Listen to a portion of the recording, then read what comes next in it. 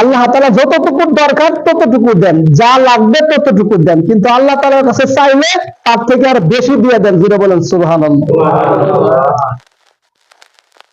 আল্লাহ রাব্বুল আলামিন তিনি সমস্ত কিছুর রব। রব মানে যার যেখানে যখন যতটুকু প্রয়োজন চাওয়ার আগে যিনি দেন তার নাম রব। চাওয়ার আগে তিনি দেন। যেমন আমরা সূর্যের আলো চাই নেই, আল্লাহ চাওয়ার আগে দিছেন। বাতাস আমরা চাই নেই, চাওয়ার আগে আমার আল্লাহ দিছেন। আর আল্লাহ রাব্বুল আলামিন সংসার, ধন সম্পদ অনেক সময় আল্লাহ তাআলার কাছে আমরা চাই নাই, আবদার করি নাই, আল্লাহ চাওয়ার আগে দিছেন। তার কারণ হলো চাওয়ার আগে তিনি দিছেন, এই জন্যই তার নাম হবে রব। আলহামদুলিল্লাহি রাব্বিল আলামিন। সিল্লাহ বলেন আল্লাহু আকবার। তিনি সমস্ত কিছুর রব। তার কাছে চাওয়ার আগে যা আমরা পেয়েছি, তিনি হলেন আমাদের আল্লাহ। সেই আল্লাহকে আমাদের পাইতে হবে। আল্লাহকে যদি আমরা পাইতে চাই তাহলে মহব্বত করতে হবে আমার নবীজিকে।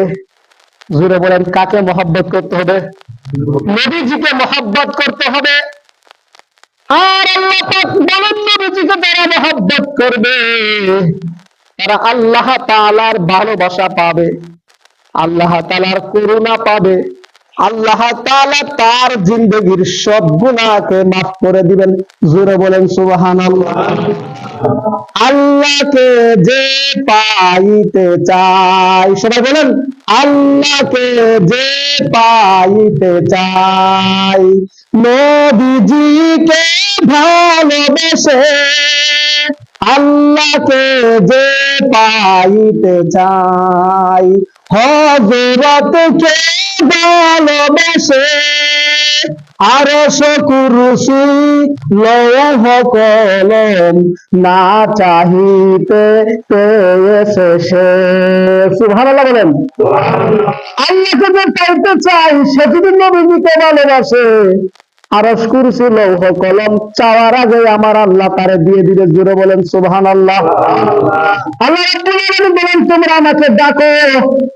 আল্লাহ পাক বলেন দুনিয়ার মানুষ যদি কোন নেতার কাছে কিছু চাই, নেতা যেমন একবার দিলে, দুইবার দিলে, তিনবার দিলে, চারবারের সময় বেজার হয়, বারে বারে শুধু তোমার এই দিমু, এরকম নেতারা বলে কিনা বলেন তো? তোমার শুধু বারে বারে দিবে, এই ধরনের কথা বলে। আর আল্লাহ রাব্বুল আলামিনের কাছে বান্দা যত চাই তত আল্লাহ রাব্বুল আলামিন ওই বান্দার প্রতি খুশি হয়ে যায়। জোরে বলেন সুবহানাল্লাহ।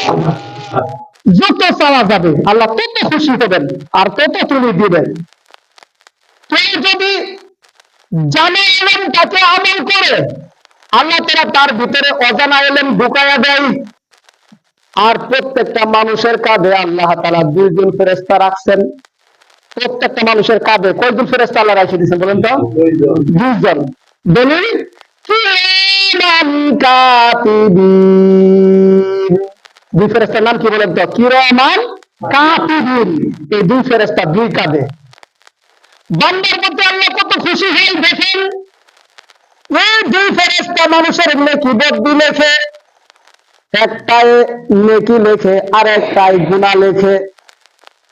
কোন মানুষ যদি, কোন বান্দা যদি একটা গুনার কাজ করে ফেলে, তখন বামের ফেরেশতা যখন গুনাহ লেখার জন্য প্রস্তুতি নিয়ে নেয়, ডানের ফেরেশতা যে ফেরেশতা নেকি লেখে ওই ফেরেশতা বাধা দেয়, রাখো রাখো, একটা গুনাহ করছে লেখো না। তার কারণ 5টা গুনাহ তাকে করতে দাও, এর আগে যদি সে তওবা করে আমার আল্লাহ তাকে মাফ করে দিবে, তোমার আর লেখা লাগবে না। জোরে বলেন সুবহানাল্লাহ। কত সুযোগ আল্লাহ তাআলা দিবেন ক্ষমা পাওয়ার জন্য, কত মেহেরবানি করেছেন আল্লাহ ক্ষমা পাওয়ার জন্য। এবার বান্দা যখন 5টা গুনাহ করে ফেলে, 5টা গুনাহ করার পরে বান্দা যদি একটা নেক কাজ করে, আল্লাহ রাব্বুল আলামিন ডাইনের ফেরেশতাকে এমন পাওয়ার দিয়ে দিছে, 5টা গুনাহ করার পরে একটা নেক কাজ করলে তার বামের ফেরেশতার গুনাহ লেখার খাতা থেকে 5টা গুনাহ কেটে যায়, মুছে যায়। জুড়ে বলেন সুবহানাল্লাহ। একটা নেকি করলে আল্লাহ একের ভিতর 10, জুড়ে বলেন একের ভিতর কত? আরো জোরে বলেন একের ভিতর কত? মান জাআ বিল হাসানাতি ফালাহু আশরু আমসালিহা। কেউ যদি একটা নেক কাজ করে আল্লাহ রাব্বুল আলামিন একের ভিতর 10 গুণ নেকি দিয়ে আল্লাহ তাআলা বাড়ায়া দেন। জোরে বলেন সুবহানাল্লাহ। যেমন মসজিদে আসার নিয়ত করেছেন, একটা নিয়ত করার কারণে আল্লাহ 10টা নেকি দিয়েছেন। জোরে বলেন সুবহানাল্লাহ। এবার যখন বান্দা একটা নেক কাজ করে ফেলে, তার আমল নামার মধ্যে 10টা ক্রিসমাস আল্লাহ লাগায় দেন। জুড়ে বলেন সুবহানাল্লাহ। বান্দা যখন 5টা গুনাহ করে ফেলে, একটা নেক কাজ করে, তখন তার আমল নামা থেকে 5টা গুনাহ কাইটে যায়।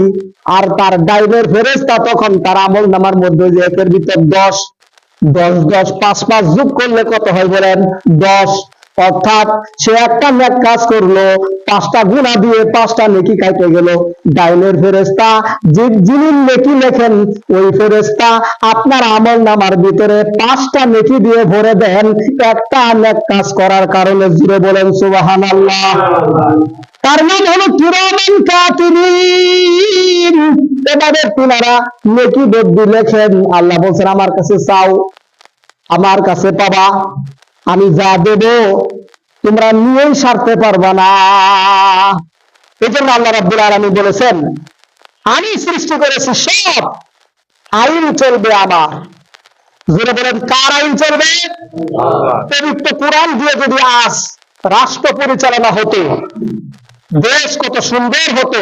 জেনা, ব্যভিচার, জুয়া, মদ, বিভিন্ন রকমের নেশাদ্রব্য থেকে কোরআনের ছায়ার করে মানুষ যদি আসতো, গোটা বিশ্ব শান্তি পাইত।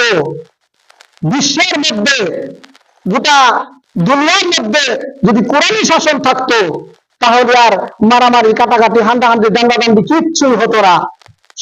সবাই কোরআনের আশ্রয়ের নিচে যারা ছায়া নিত, তারা সকলেই ভালোভাবে সুন্দরভাবে চলতে পারত। হিন্দুরা যদি কোরআন মানে, তাহলে তারা দুনিয়ায় শান্তি পাবে। আর মুসলমানেরা যদি কোরআনকে বিধান, রাষ্ট্রীয় বিধান হিসেবে মানে, কোরআন অনুযায়ী জীবন বিধানকে পূর্ণ করে চলে, তাহলে মুসলমানেরা দুনিয়াতেও শান্তি পাবে, আখিরাতেও শান্তি পাবে।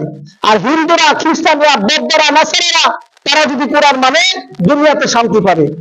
জুড়ে বলেন আল্লাহ রাব্বুল আলামিন কোরআনের মধ্যে বলেছেন জিনা করে না। এই জিনা যদি বন্ধ হয়, তাহলে আপনারা বলেন শুধু মুসলমানদের উপকার হবে না গোটা জাতির উপকার হবে? গোটা জাতির উপকার হবে না? হ্যাঁ, ঘুষ যদি বন্ধ হয়, শুধু মুসলমানদের উপকার হবে না, সমস্ত মানুষের উপকার হবে। সমস্ত মানুষের উপকার হবে। সুদ যদি বন্ধ হয়, সকলের উপকার হবে।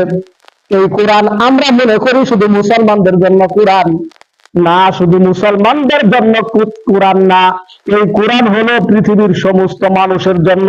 জুড়ে বলেন সুবহানাল্লাহ। আল্লাহ রাব্বুল আলামিন বলেন হুদাল লিল মুত্তাকিন। আল্লাহ রাব্বুল আলামিন বলেন এই কোরআন মুত্তাকিনদের জন্য হেদায়েত। যারা মুমিন তাদের জন্য হেদায়েত। আর হেদায়েত যারা পাবে তারা জান্নাতে প্রবেশ করবে। জুড়ে বলেন সুবহানাল্লাহ। আল্লাহ রাব্বুল আলামিন কোরআনে বলেছেন হুদাল লিন-নাস ওয়া বায়িনাতুন মিনাল হুদা ওয়াল ফুরকান। এই কোরআনের মধ্যে সমস্ত মানুষের জন্য আল্লাহ রাব্বুল আলামিন এই কোরআনকে নাযিল করে পাঠিয়েছেন। সমস্ত মানুষের জন্য এই কিতাব। আমরা তো ভুল করেছি কয়েক জায়গায়। 1 নাম্বার আমরা মনে করি এই কোরআন মনে হয় মুসলমানদের। আবার আমাদের নবীকে মনে করি তিনি মনে হয় মুসলমানদের নবী। আর ইসলামকে মনে করেছি একটা ধর্মগ্রন্থ, একটা ধর্মীয়। আর কোরআনকে মনে করতেছি আমরা কি, যে একটা মানে মুসলমানদের একটা জাতির উপরে এই কোরআন আল্লাহ নাযিল করছে। এই জাতীয় মন্তব্য করার কারণে আজ আমরা নির্যাতিত, নিষ্পেষিত, অবহেলিত। কারণ এই কোরআন মুসলমানদের জন্য শুধু না, গোটা মানব মণ্ডলীর জন্য কোরআন। এই কোরআনের ভিতরে আল্লাহ রাব্বুল আলামিন বলেছেন, কি বলেছেন? আল্লাহ তাআলা বলেছেন মানুষ কিভাবে চলবে, মানুষ কিভাবে রাষ্ট্র পরিচালনা করবে, মানুষ কিভাবে ব্যবসা করবে, মানুষ কিভাবে যাকাত দিবে, মানুষ কিভাবে ফিতনা নির্মূল করে দিবে, বিচার সালিসি করবে, সব আল্লাহ রাব্বুল আলামিন পবিত্র কোরআনের মধ্যে উঠাইয়া দিয়েছেন। শুধু নামাজ রোজা হজ যাকাত